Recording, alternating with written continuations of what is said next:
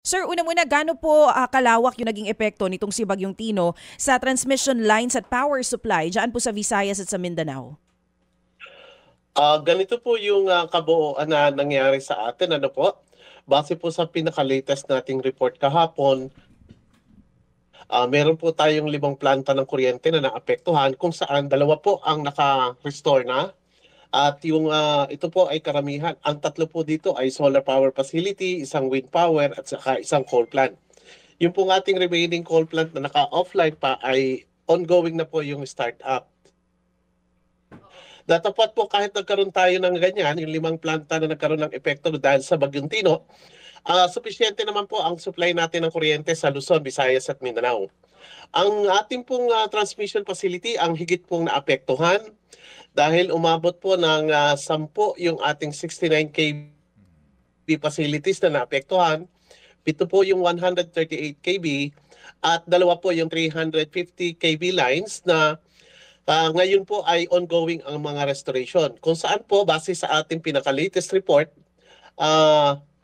meron pa po tayong natitira na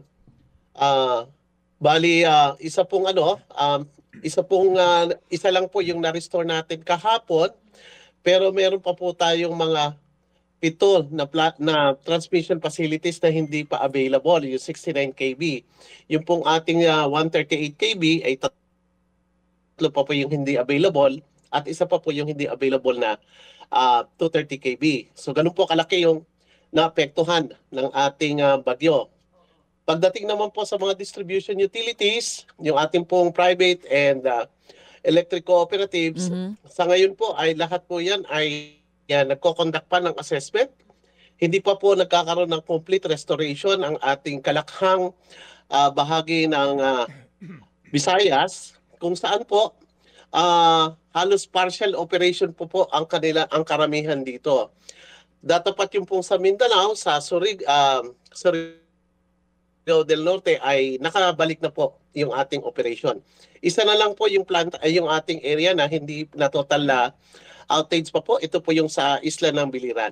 Mga kapatid, brothers and sisters, saan ka pa? Dito na tayo sa totoo.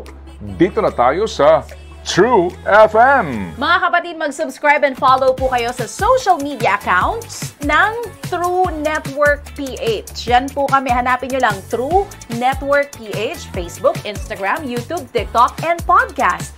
Mapa Apple or Spotify man yan, mahahanap nyo kami. Lahat ng mga napapanood at napapakinggan nyo po sa programa, nasa social media accounts namin yan. So, paano mga kapatid? See you sa social media!